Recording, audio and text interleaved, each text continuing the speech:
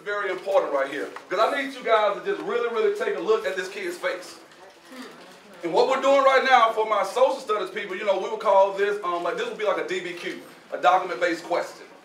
And we want you to start looking at what's beyond the text. Don't even look at the text right now. I just want you to focus strictly on the young man's face. And even though this piece is going to be on team building and relationships, it's going to be framed in an acronym. We're going to form an acrostic called CARE. Everybody, the C stands for connect the dots. The A, ask the right questions. The R, relate to them.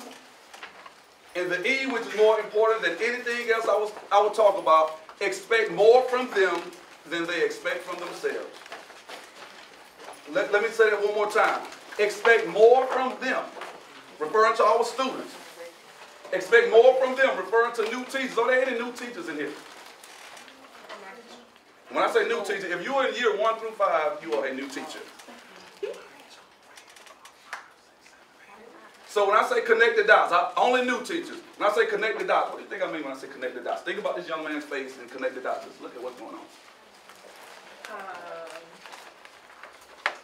Connect how he's feeling to his behavior in the classroom. Interesting. What do you think? I'm just thinking about like everything that's going on, big picture. Big picture? What's the big picture? Just What's going on at home, what's going on at school, what's going on with the people in the room as well that I might not see. you're connecting the dots. I mean, just, this thing is getting better. It's like a snowball building right here. Where are my other new teachers? Right here. Yes, ma'am. Inclusion? Inclusion. Inclusion. Does he look included? Okay. New teachers. One over here. I'm sorry. There's something he's telling you by his reaction and his body language, and it's not with words, and so it's your job to figure out what that is. So sometimes someone can be screaming at you without saying a word, right? Because he's screaming right now. Yeah. New teacher on this table. Yes, sir. I think just basically connecting the curriculum to the everyday life and making him feel incorporated. So if I'm hearing you right, you're saying make it relevant, make the curriculum relevant. Can I read you guys an excerpt right quick? And for my history people, usually you get people to come who's math and science. So this is our day. If you teach history, this book right here, I use this book with my AP US history students. And it's called Teaching What Really Happened. Let me repeat that title, Mr. Stewart. Teaching What Really Happened. So my students are encouraged to ask questions. I tell them I'm not concerned with the answers. If you look at your sheet, I have a sheet on there, the question behind the question. I'm not so much concerned with the answers as much as I'm concerned with the question. Do you guys feel like the education you're providing here at Brenda Scott Academy is relevant to the demographics that you're teaching? Yes. Raise your hand if you think it is not. Cool. It is not. What subject do you teach? Oh, no. Go ahead. I feel like there's parts of it because there are things that we're doing to make it more relevant to them, but there's definitely still gaps in things that we're working on. You see the sheet that I have called vent? And I know teachers love the vent. That's a handout I gave you. You got vent, but it got LA at the top.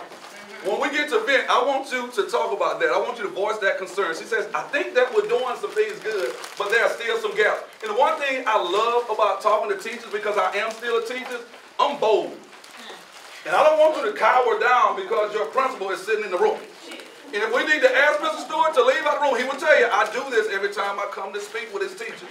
If we need to ask Mr. Stewart to step out the room when we get to the vent part, because you're going to be surprised, it's not going to be a venting session like you think it is. But when we get to vent, if you just feel like you need him to step out the room just so that we can keep it 100, and it's only going to take about 5 minutes. Will y'all please just say, Mr. Stewart, we'll say collectively, Mr. Stewart, hit the door. Not the door, hit the door. Everybody with me? Let's try it one time, because I think we're going to have to do it. Everybody on 3. 1, 2, 3. Mr. Stewart, hit the door. Some of the teachers can't even follow instructions. I say, get the rhyme. On 3, y'all, one more time. Mr. Dunn, watch how they follow instructions. On 3, y'all, we're going to say, Mr. Stewart, hit the door. Everybody with me? Yes. 1, 2, 3. Mr. Stewart, hit the door. Right, that's better right there. Now watch how brilliant you guys are. Follow this right here. I'm going to connect the dots with you real quick, and then we're going to talk about what's really going on with this young man right here. If I say up, I need you guys to say Down. if I say left, I need you to say Right. if I say started from the bottom. Now we get Now, how did everybody know to say those words? Somebody said we like Drake.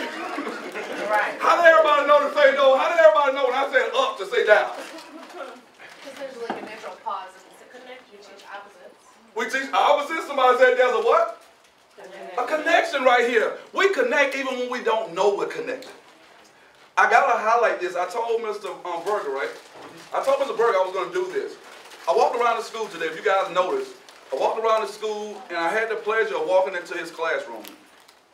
And without even knowing him, I said, he's connecting the dots with this kid right here. I said, here is a white male teacher at a predominantly black school, and this room says more to me about what would have got my attention in this gentleman right here in your room as well. In your room as well. I can't remember your name. Simpkins. Mr. Simpkins. Those two rooms. But when I walked in the room, if y'all get where I'm going with this right here, I said I automatically connected the dots. Do anybody know what it was about his room that made me connect the dots? Do y'all think you know? Yes, ma'am. And don't they both teach social studies in your history? Well, both of them teach social studies. Good. Because we're not concerned about the answers if y'all notice this. Yes. They had pictures of that look like the student body. That's exactly what it was. My whole school career, I never saw any of those people. We had two black people picture up at my school. Martin Luther King.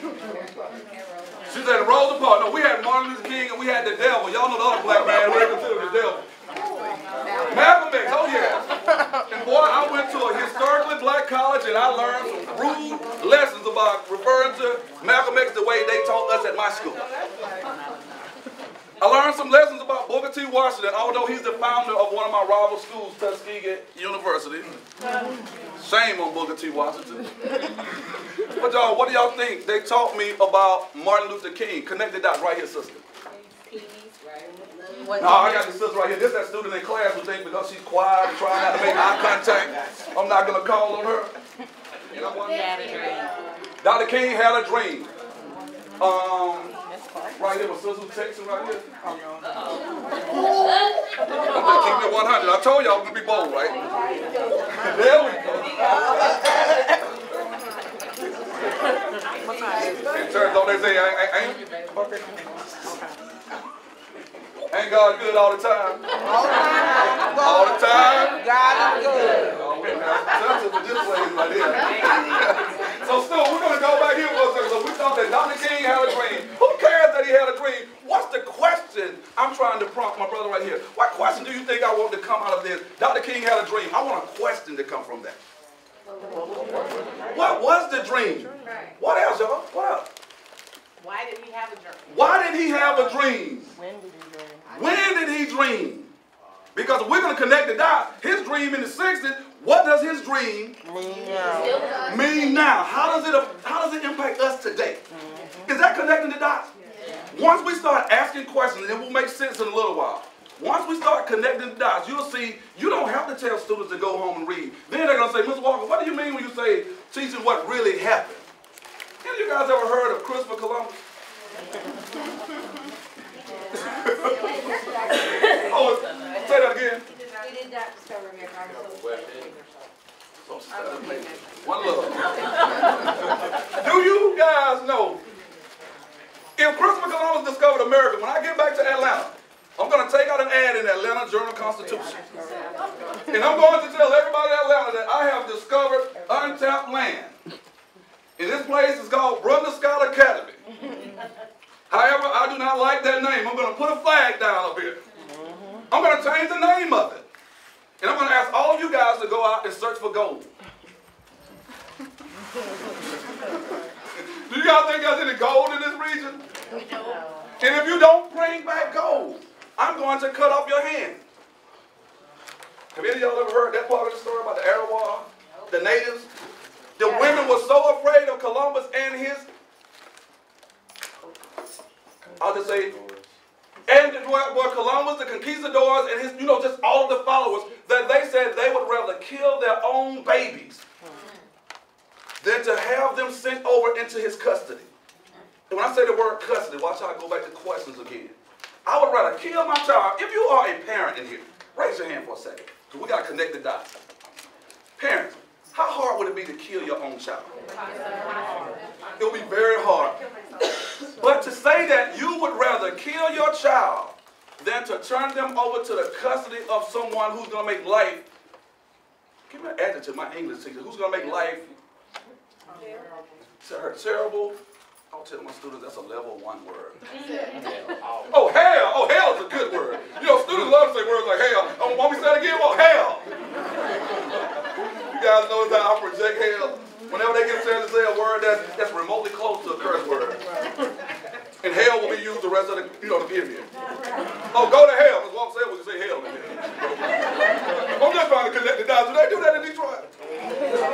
I would rather kill my own child than to turn him over to the custody of you. Now, I don't want you to raise your hand on this. This is rhetorical. We're going to see what this young man... If you've ever been incarcerated before...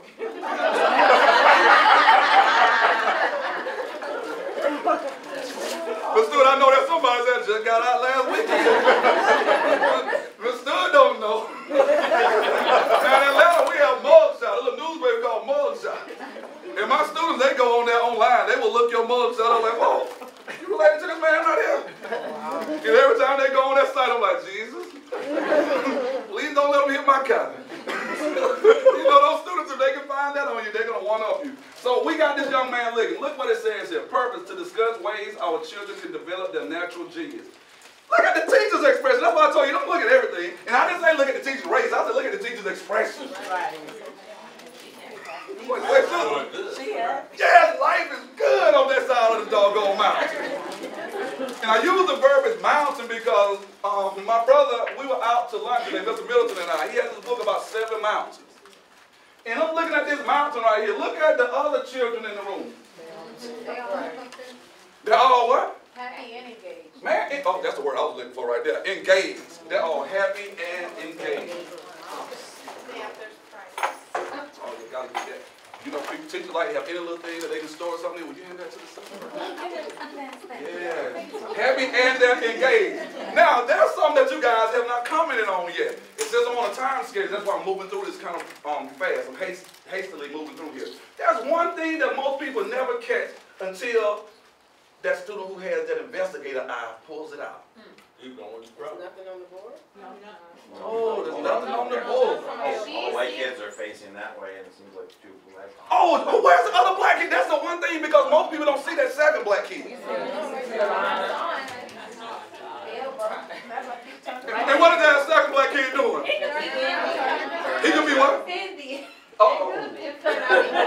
See, I wasn't prepared for that. So when a student says something like that in class, you gotta say, excuse me, please take a walk around. You're about to blow my entire lesson right now. So the half Indian and half black kid right here. What is he or she doing? Turn around. Do you think that might have anything to do with teaching what really happened? Can you imagine coming to school and you happen to be a part of the faith of Islam? And I saw your 5 pillars out here. That's why I'm using this example. I walked around school looking at everything. You have 5 pillars out there. So imagine that young person come to your classroom. They just say, wow, this is the first school I've ever attended where they actually showed respect for Islam. And you as a teacher, and I got to do this to my new teachers, Mr. Stuart. I got to connect the dots with the new teachers. Is that okay, new teachers, if I pick it off for a second? This is called pledging. I want to see if my new teacher can watch that. I mean, pick up what's going on with this Scantron right here. YOLO. Uh-oh, somebody said YOLO. Do y'all see YOLO? Yes. Exclamation point. Oh, YOLO. I didn't even see the exclamation point. You got to be Hey, don't do that again. Next time you see some stuff I don't see it. Since we're connecting the dots, but I always say this in my classroom. If you want to connect the dots and one-up me, ask me to step to the hole. And once we get out there, say, whoa, there's 2 exclamations, but then I'll come back in. I will give you credit during first block. Hey y'all, there's 2 exclamation points. Second block is all my stuff. I'm going to actually add to it. What about the emphasis on the exclamation point? You know, students love to say, oh, God, dog, my hitter. I see it. That went over some people's heads right there. That's what I told some of the people I was talking to earlier. My Delta friend right here. What is YOLO? No. I just want my Delta friend right here. She has a look that says, please let this time clock run out. See, that's why you walk around in school. You look at people's body language and everything all day long. You only live once. You only live once. Did everybody know that? Uh-oh. She's in the back right there. You must have eaten too much. No, right here, the one with the blonde hair who's smiling. I call that the look away. I call it the look away when people do like this right here. She knew I was one there. No, I know it, unfortunately. You okay? Oh, you don't know what it means? I said I do know, unfortunately. Oh, you do? Yeah. It's played out. I see it too much. So let me ask a question. I want to see if this is played out right here. I just got to go to my pocket right quick. No, that's the wrong one. That's my boarding pass. And I don't have a weapon or anything. Unfortunately, I couldn't carry it in the airport. Right. That was a joke. How many of you guys are familiar with ESK? How many of you guys are familiar with 3D? Freedom old school. Old school. Old school 3D. How many of you guys are familiar with 7 Mile FGS? There's a reason I'm asking this. We're talking about games. How many of you guys, literally, I want to see your hands. Raise your hands if you have driven through this neighborhood within a 5-mile radius. You guys do it on the bus? The first year when we were here, they took us on a bus tour. Okay, how many people actually walk through the neighborhood?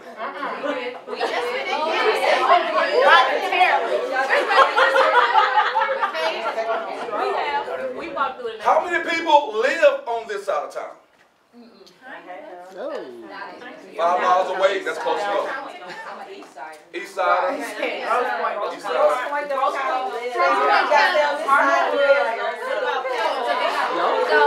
How many people live the past tense, like somewhere close to this area? On Tapper. Okay, cool. 17631. All right, that's your address. I get it now. 2, 3, 4, 5, 6. Question, why am I asking how many of you guys live on this side of town? Yeah, so that kid who's looking back in that first image right here, someone said, I think one of my new teachers said, that kid was screaming. Yeah. And so often, I heard you guys talking about Alex today, and you guys were talking about, what's the other system? Buzz, and what's another one? So with those different things, can you imagine you come in and you ask him why he's not doing his Alex assignment? And he says one of those colorful words to you.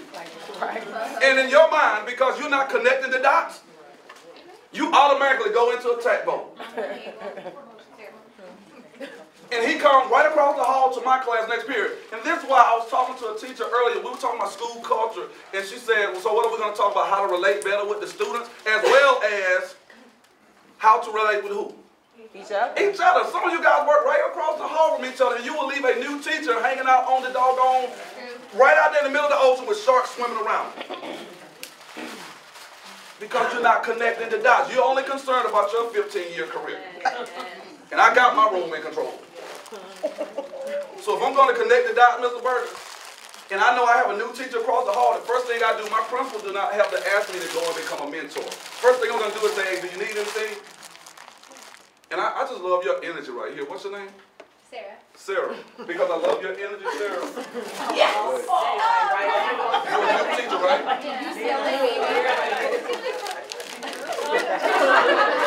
I see some smiles going on now, brother. That's a folks like, let me start raising my hand and get engaged. This brother got gifts for days. And I do. I even brought a graduation sign for Miss McMurtry. I brought graduation signs, some graduation napkins, and someone asked me before I left, why are you taking gifts to the school, if they're having graduation and you're the speaker, because I got to connect the dots. I never know when I'm going to be back in this area and my car could break down. I can say, Miss Mac, I need you to come back. Your boy Walker's broke it down over here on Saratoga. How close are you to Lyndhurst? I can walk that far, but I'll probably be doing a light jog by the time I get.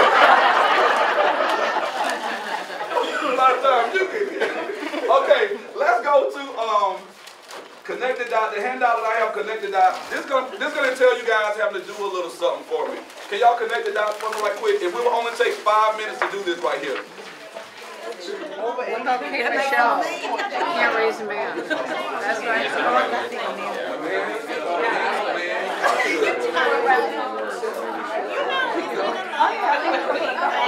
Okay, guys, any contributions?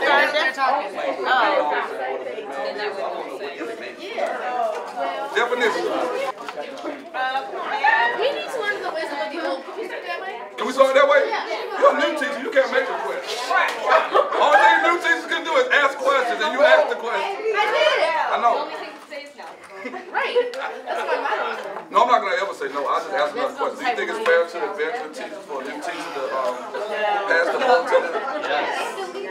Think so? That's our mentor, right? I'm headed that way.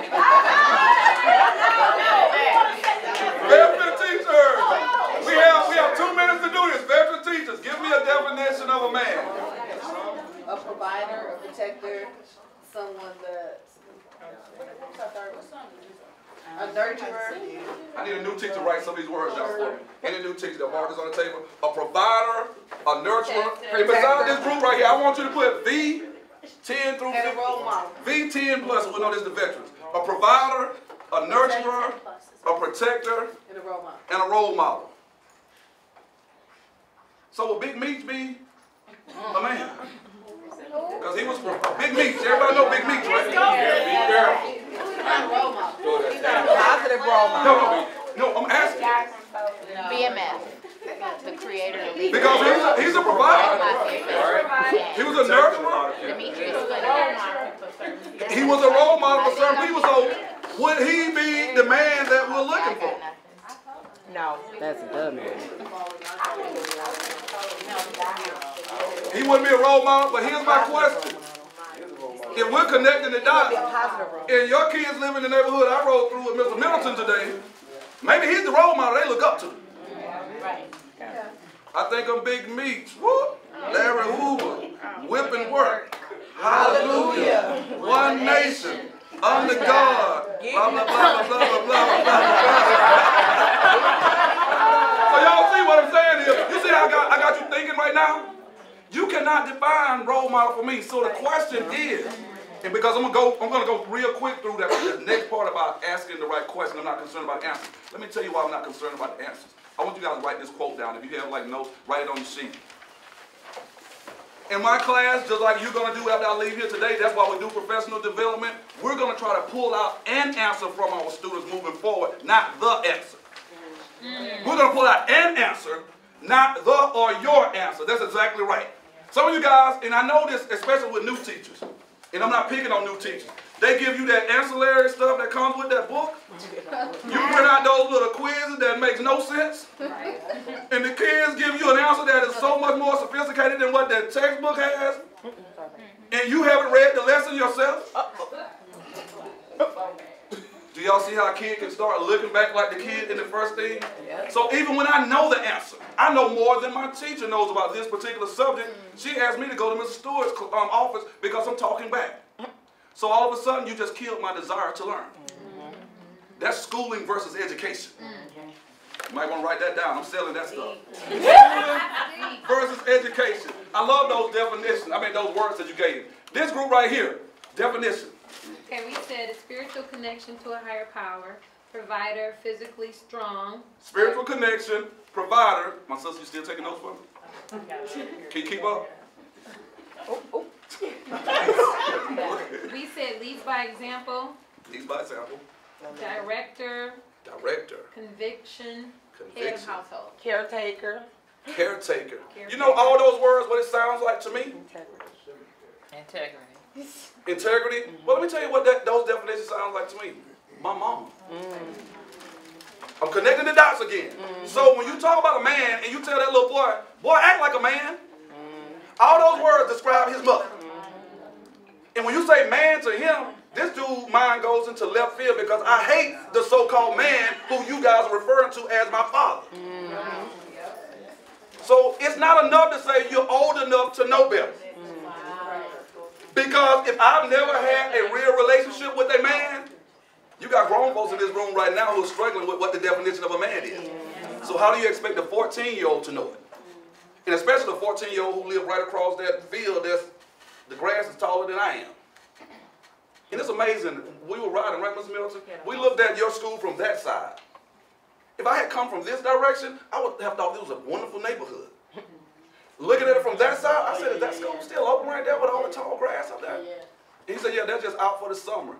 That's just why they're out for the summer. But I want y'all to connect the dots right quick as we get ready to transition in a second. And the houses, that's exactly right. There was a whole block, and I'm going to talk about the memorial that we took a picture of when I do expect more from them than they expect from themselves. Definition here. Shows up. Shows up. Ownership and responsibility. Ownership and responsibility. They give and get respect. Give. I like. Could you repeat that one? They give and get respect. It's not enough, y'all, just for you to expect to get respect. Just because you're grown, that doesn't. Can I give y'all a quick hit on what respect is? Is that okay? The prefix read. If I ask you to get in your car and put it in reverse. Those are my sister here. If you put your car in reverse, what's naturally going to happen with that vehicle? It's going to go backwards. If I ask you to hit rewind if you still have a cassette deck, or repeat if you have a CD player, what's going to happen to that? Going to go back. So could we all agree, if the church is in agreement, could we say the prefix re means to go back or to do again? Is everybody in agreement? Spec. My sister has spectacles on right here. Why does she wear spectacles? To see better. If you go to the football game, the ones of you who show up for events outside of school. I just have to say that. Because I know we're all the time, but I had to just say that because I know some teachers, boy, when old buses pull out, they right there behind them. Almost like the bus is a fullback, blocking for us. Would we all then agree that at the football game, the spectators came to the game to see? So if I respect my students, that means that is a person I plan to see again. So I wouldn't talk to you in any kind of manner that offends you because I plan to see you again. And I don't know what your transit system is called. What's your transit system called? DOT? If I get on DOT, because y'all hear it all day long at the school, but think about an older lady who's on the bus, or an older man, since we're talking about man. And you have this 13-year-old cursing in front of him as if he doesn't even see him. But he or she is doing it because they disrespect that person. And the prefix dis means to do what? It means not. So if I say I disrespected someone, I do not plan to.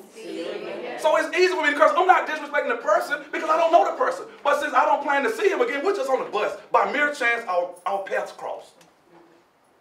But I would not let you curse in front of my grandmother, even though I cursed in front of someone else's grandmother. Because I plan to see my grandmother again. Does that make sense? So a part of me becoming a man, I need a man or a woe man to tell me this. And when I say woe man, I usually take this time in class, y'all. And if y'all would just give me about 3 minutes, I know y'all got that clock running. The ones who got to go, please feel free as soon as the time hits to march out. I'm okay with that. But for the ones of you who can just get a little bit more of what I have to offer, it was too much to get you to do an activity and let you fly out of here. But I need y'all to understand the power of the woe man. Because you heard me say, my students, by the time I start getting them excited like some of you guys are right now, they said, Ms. Walker, so what's the difference between a man and a woe man? You come from the woe man's womb. Hence, she is a woe man. Do we have an art teacher in here? Any art people? Anybody know like another word for colors? Hues. Hold up, Ms. Walker. The first person was called a hue man. I mean, he was a black man. Do you see the kind of question they're going to ask? I didn't tell them to go home and do research on this. If you start educating them about the process of learning, And you start letting them know that you can become a wordsmith. For every word that my students think they have in their arsenal, I tell them I have read a book to its equivalent. So when you get too full of yourself, I'm going to connect the dots and just say, deflate. 48 laws of power. Miseducation. Lies my teacher told me. And they'll just say, you got it, Ms. Walker. No, I just want to show you the way you made him feel today when he missed a question in class. I'm going to make you see how that feels. I'm going to connect the dots. And now I want to ask a question. We're at the second part, and I'm just going to fly through this. Let's take about 30 seconds just to look at this picture. Can we get the lights back there, Ms. Sanders? I guarantee you're going to have some questions after you look at this picture. School versus education. Our school system, not our education system. That's a question you just have after looking at this, or anything that comes to mind. Why we gotta climb a tree? Yeah. Why do we have to climb a tree? Y'all know some of these people, you put them at a disadvantage when you got to climb a tree. Right. My sister right here with a hand on her head, right here, Miss Johnson, that's her name, Miss Johnson? Miss Jones. Miss Jones, what do you think that elephant is thinking?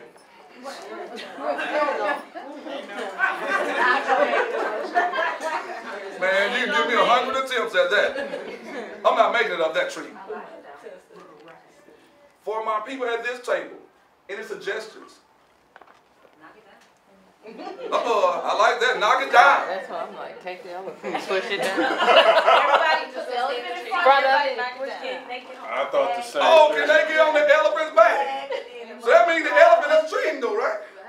They can work together. Oh, they can work together. So how are they going to help the elephant get up the tree? Not the elephant.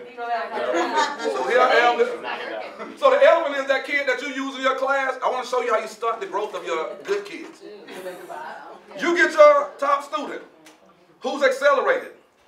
But because you cannot deal with all of these students who have deficiencies, in your mind, you're doing something to accelerate that student. By getting him to help with the other students you cannot help. Now, you guys know some of y'all do that. Hey, go there. You don't want to call them. If you're guilty of that, you don't have to raise it all the way up there.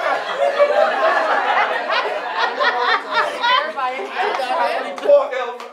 By the time the year's over, everybody has climbed the tree, passed the inner course test, and the poor elephant, he's forgotten everything he learned. You know how they say if you teach somebody who's slow before you know it? I mean, you know when I say slow, I don't mean that in a bad way. But if somebody's slow before you know it, because you have learned to talk like them and goo goo gaga, and now you just goo goo and gaga.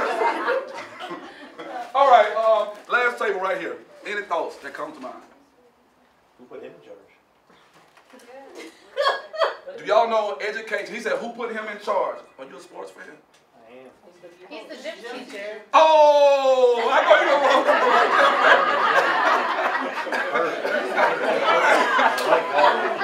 Do you guys know, because I want to look in the camera and say this right here.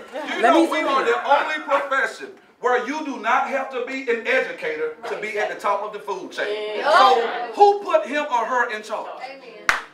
Oh yeah, we got to talk about it. Just so this makes sense. If you are the Attorney General, people would speculate that your job was... What's my job, doctor? I'm sorry. Attorney General. Attorney? You said attorney. I said thank you. I thought you said surgeon general. Okay, now let's go back to that. If you are the Surgeon General, because you can't make the baby feel bad. A doctor, there it is. This is called motivation, appreciation, and celebration. You gotta motivate and appreciate and celebrate. But do you know you could be the Secretary of Education and never have taught in a classroom? Yeah. And I have a video. I'm not going to show you the video, but there's a video, and it is too far back. But there's a video, and it shows like this lady. It shows this lady who's the Secretary of Education. I don't want to call her name because I want you guys to do what my students like to do. Who is it? She was Secretary of Education, and her only experience in education was as a substitute teacher. Wow. Yes, ma'am. So it's kind of like me substitute for my mom. She's a nurse. And I go and substitute for her a couple of days out there, and then I start making rules like, you should be able to check someone's blood pressure in 30 seconds. And if you get it wrong, that means you will not get a check tomorrow.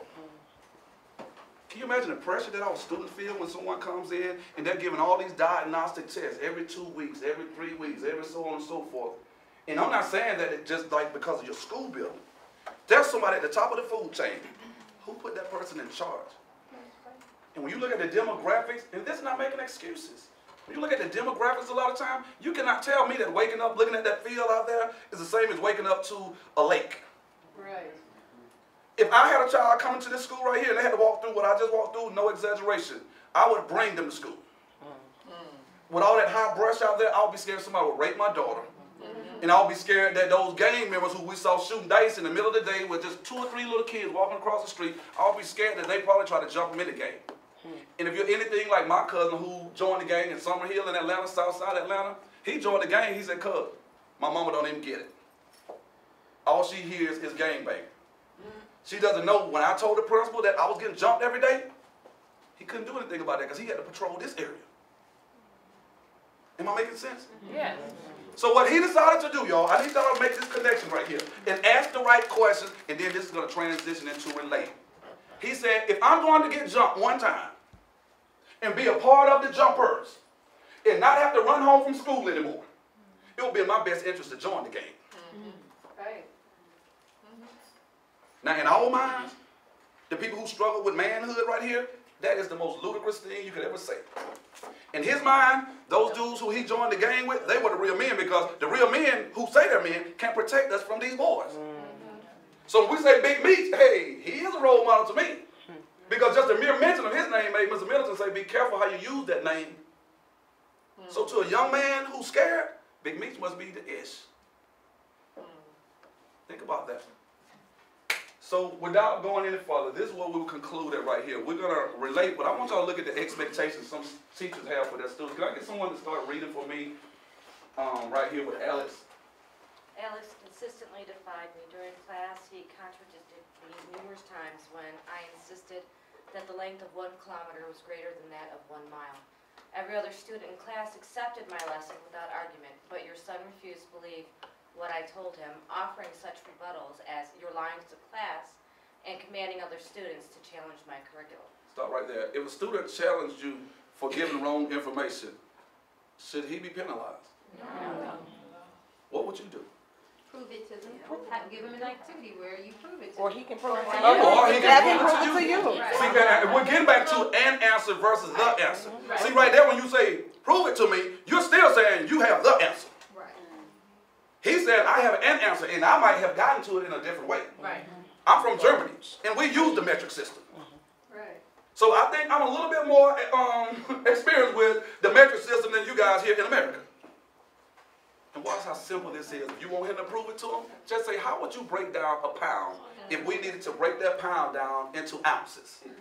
No.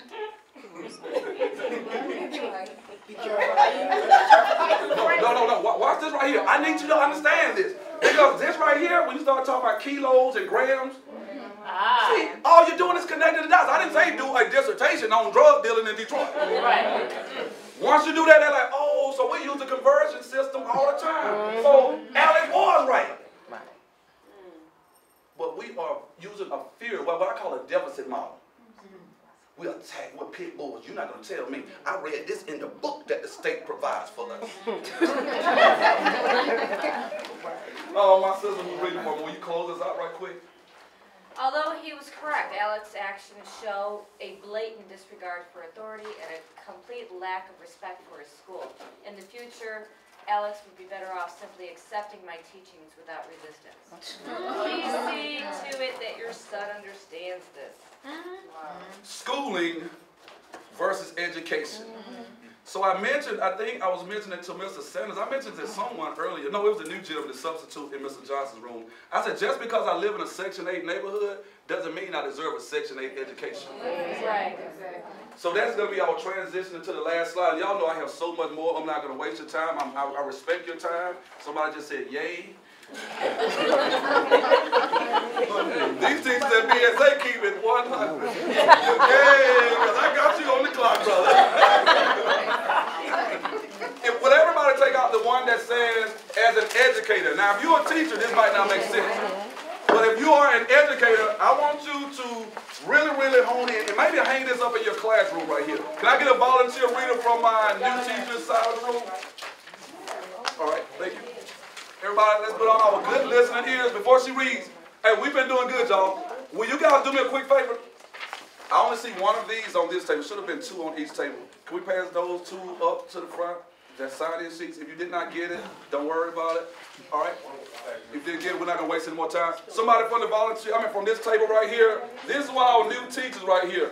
And I talk to my students about being good listeners. And if you are a good listener, what are some things you do if you're a good listener? You start talking, and then you do what? You direct your body to the speaker. You track. You track. That means you turn your body here. Go ahead, read for us, please. As an educator, it is my obligation to make the agony of decision-making so intense that the only escape is by thinking. Wow. The only escape is not by asking, Ms. Walker, can I use the restroom right quick? No. Y'all know you got that student when it's time to think, boy, that bladder just gets loose. Will y'all write this quote down? Henry Ford says, the hardest work in the world is thinking. That's why so few people do it. And you can bring the lights up. We're getting ready to dismiss. You can bring the lights up. I need to repeat that. Henry Ford says the hardest work in the world is thinking. That's why so few people do it. I want you guys to think about this because this is something dear to my heart. I work in a similar demographics as this. Can you imagine when a student comes up to you, because he really doesn't know any better. He's just ignorant. And he said, Mr. Walker, how come Mr. Stewart make all that money when you doing all the work? I need y'all to think about this. How come the man at McDonald's, I'm the one out there sweeping the parking lot or whatnot, I just get $7 to $8 an hour. This man makes $60,000 a year. You are a laborer. He is a thinker. So watch the beauty of this. In an economics class, do you see how beautiful this is? My students say, so Ms. Walker, when we fill out an application, how much should we ask for? And I say, what do you feel like you're worth? Well, about $8. I said, that's about minimum wage, right? That's all you think you're worth. So you can't have $1 million vision with a minimum wage mindset. Are y'all hearing me? Say it again. When they asked me on my first job in Atlanta Public School what I thought I was worth, I told them the same thing the principal was worth. And they said, why do you feel that way? Do you have a doctorate degree? I said, no. Bachelor's degree? No. Master's degree? No. So what kind of degree do you have? I said, I have all kinds of degrees in experience. Because my principal had never seen the neighborhood that he is actually charged with leading. So I do think I deserve the money because he cannot walk down the hallway and snap his fingers and get everybody in the hallway, even the people who are out there hustling, to stop. And if you guys follow where I'm going with this, it's all about thinking. I do a pre-assessment at the beginning of the year, and I will conclude on this note right here. I do a pre-assessment at the very beginning of the year. And I want you guys to think about doing this. And in this pre-assessment, the first thing I do is what I call a KLA. And if you don't know what KLA is, instead of that KWL, people used to do like what you know, what you want to learn, what you learn. Most people, when they get to the W, they say what? I don't want to learn. I'm not going to give you a way out because the way to get people to think, we said there's no escape other than thinking. So I said KLA, and immediately what happened? What does the L stand for? They asked a question. You see why that question is more important than the answer. But what does the L stand for? You know what you learn and how you can apply it. So now, Ms. Walker, can you bring some blank applications in tomorrow? I didn't say anything about applications. Are y'all with me? But this takes a little work on our behalf. On our part. You can't leave and go home and just say, woo, woo, boy, I'm tired today. I ain't thinking about BSA when I leave here. I know it's hard, y'all, but I went right by McDonald's, the same place that they're probably going to start at, and asked for some applications. And then, y'all, here's the beauty of it. Most of them filled it out in pencil. Here's another one of those lessons, Mr. Stewart. I got to ask questions, bro. You joking, right? What that, Walt? I know. Nobody ever told us you couldn't fill it out with a pencil. See, y'all, you remember earlier I said, you old enough to know better than to fill out an application in pencil. How would I know that? My mama doesn't work. Don't know my daddy. So who's filling out applications where I'm getting my examples from? Last quote, and we're getting ready to exit stage left. A.G. Gaston, if you've never heard of him, A.G. Gaston, we were talking about civil rights earlier, Dr. King, Malcolm X. Most people never even heard of a man named A.G. Gaston. A.G. Gaston was the person who financed the civil rights movement in Birmingham. If you go to where they have the Civil Rights Museum in Birmingham, that's on the property of one of his former businesses. He was the businessman of the century. He actually was responsible for Dr. King's housing when he came to Birmingham. I want you guys to just Google this stuff, called the Gaston Hotels. Can you imagine if I just say that right there and tell the students, hey man, you want to know more about A.G. Gaston? Stay after school tomorrow. We can rap about it. He got a book called Black Titan. Do you think I'm going to have students to show up? Yes. You cannot high jump if the bar is set too low. Some of you guys, before you even do the pre-assessment at the beginning of the year, you've already made up your mind. These children over here don't read. Some of you guys, before you even get in your science class and get your bulletin board up, I'm not even going to worry about taking my experiment stuff out because these children probably going to break it. And you don't think they're looking at you like the little boy in the first thing? Now, I know there are going to be some Negroes to break a couple of little tools. I need y'all to think about this. Mr. Stewart, tell me if I'm wrong. Any of you guys familiar with that letter? Because I said you can't high jump if the bar is set too low. My students come from a neighborhood called Four Seasons. They come from Thomasville Heights. When they wake up in the morning, the federal prison is right on the other side of that street. So you, the person charged with educating me, you just assume because my homeboy last year from Thomasville in Four Seasons broke your instruments, I'm going to break your instrument. You never asked me about my gifted hands. I want to be the next Ben Carson. But I can't compete with the students at North Atlanta because my teacher got all of that experimental equipment locked up. Right now, some of you guys are just thinking about this thing. I see it in your eyes. All of the equipment, Mr. Stewart, is locked up. And me, as a teacher, I walked into our school office last year and found out that we had an iPad cart. And I said, hold up, we got iPads in the school and we can't even use them? They said, oh, Mr. Walker, no, we got to inventory them. So we're being written up for not incorporating technology into the lesson, but we have technology that's locked in the principal's office. But you expect for our kids to compete with kids who are being educated versus being schooled. Here's your homework, and it's not written homework. I want you guys to go home and do self-inventory. And if you want to do this on a sheet and just give this back to me on tomorrow, that's fine. It's called Vent, L.A. Y'all remember I said we're going to vent? Vent, the V, if you want to write this down. Voice your concerns. It's not enough to have a meeting after meeting where all your teachers get together. You talk about Mr. Stewart, you talk about the instructional coach, you talk about doggone the discipline coordinator, you talk about the attendance man, but then when you get in a meeting like this right here, where you can voice your concerns, I don't mean now, don't take this the wrong way, I don't mean go and tell Mr. Stewart this stuff. Voice your concerns in a forum like this right here where something can be done. Mr. Stewart is real clear about change. Voice your concerns. Don't be the chief. Y'all know, I'm going to go and tell Mr. Stewart how I feel. That man didn't tell you that. This whole table already. That will get you unemployed. Once you voice your concerns, Mr. Sanders, I need you guys to think of some examples. What if you had to say, if you guys had to tell me real quickly, my Delta sister right here, you or Miss Spears, if you had to tell me like one thing that you would like to see different here at Brenda Scott Academy, would it be something that's going to be good for the school or something that needs to be stopped at school? What would it be? So you'll see what I mean by voice your concerns. I would like to. That's good. I love that South Paul. Because students are just like this in class. You just say, boy, hurry up. I would like to see the students more have a bigger say in what type of, how their education works. See, that's education. That's not schooling right there. That's good. So she voiced that concern. One from this table, because I want to show y'all how this actually works. Right here, my sister. Okay. Sarah. What's up, Sarah? Hello, Brent.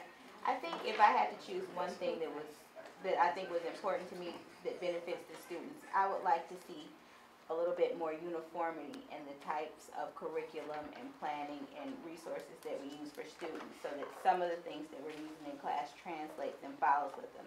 So in the end product, when students leave BSA, as we talked about, they leave as this type of student, or they take this knowledge set with them. Right now, everybody does kind of their own little thing. Can I tell you what that's about? What you're talking about? The gentleman who eased out of here, who had the red shirt on earlier, because I pay attention to everything. Let's be real clear. I don't care about your league, but I just want to. He said something about relevance. If this stuff that I'm learning right here is not going to translate into me getting a job and moving out this neighborhood right here, why am I even learning this? I would rather go home and read that book, this book right here, what really happened, and find out some ways to better my community than to keep reading the bull crap you got me reading, and it's not going to help me out in any kind of way.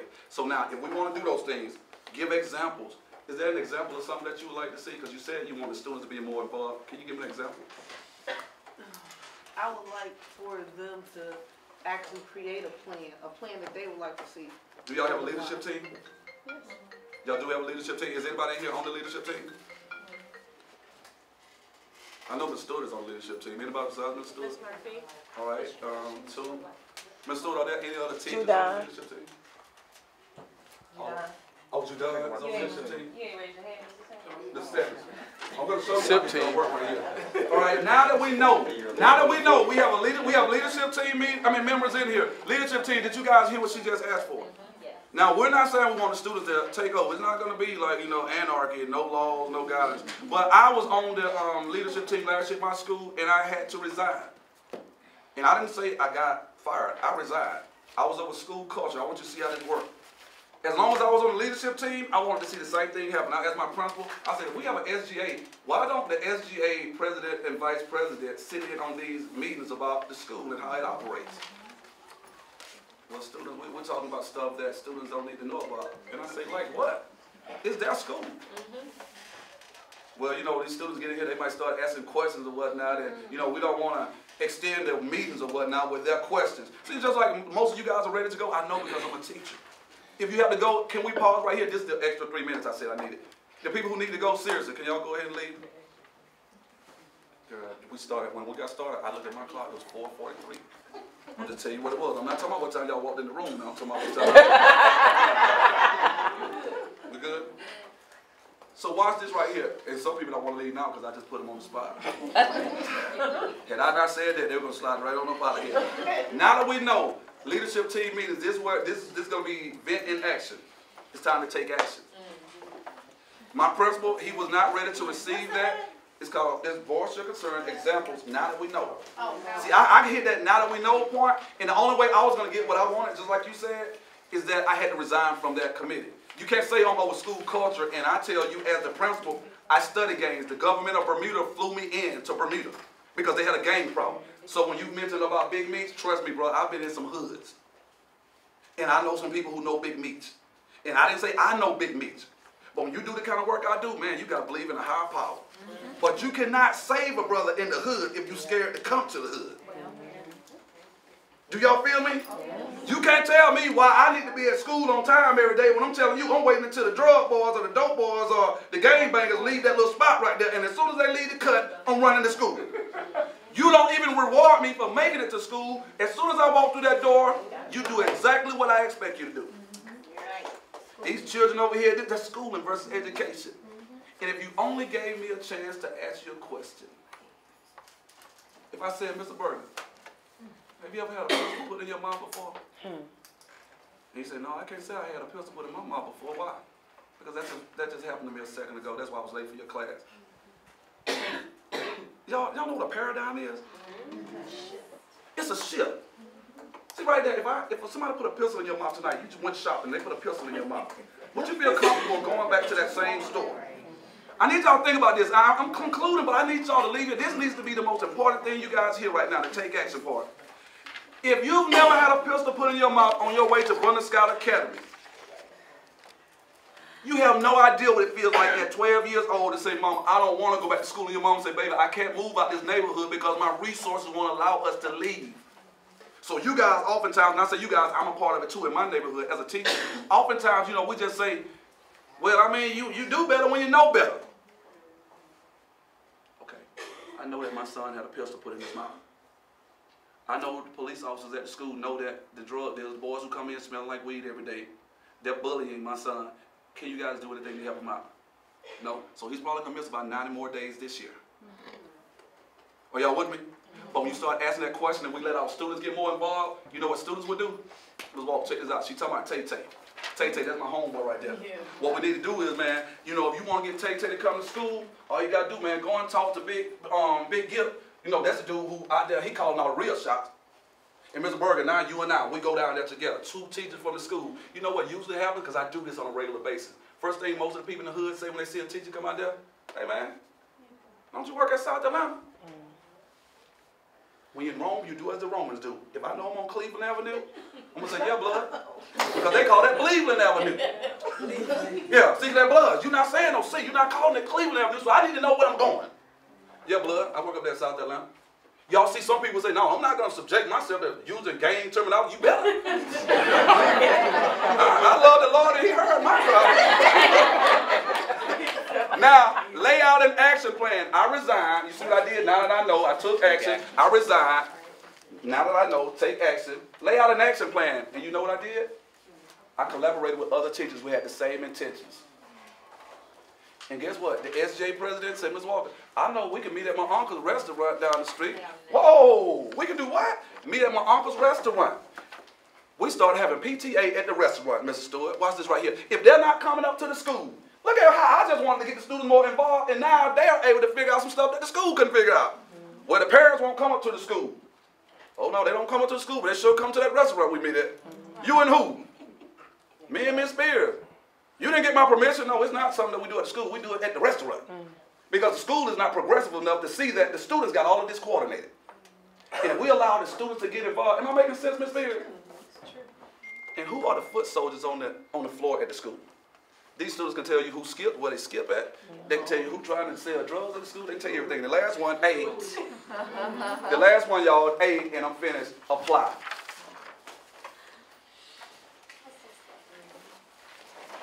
I want everybody in the room to say the same thing right here, and we will dismiss after you guys say it. I need everybody in unison to say exactly what I'm getting ready to say. I am a link in this chain. I am a link in this chain. And it will not break here. And it will not break here. I am a link in this chain. I am a link in this chain. And it will not break here. And it will not break here. When things go wrong, you know how to say this. When things go wrong, as they sometimes will, and the road you're trudging seems all uphill. When the funds are low and the debts are high, you want to smile, but you have to sigh. When care is pressing you down a bit, like it is right now. Rest if you must, but don't you quit. Deuces, y'all have a great day.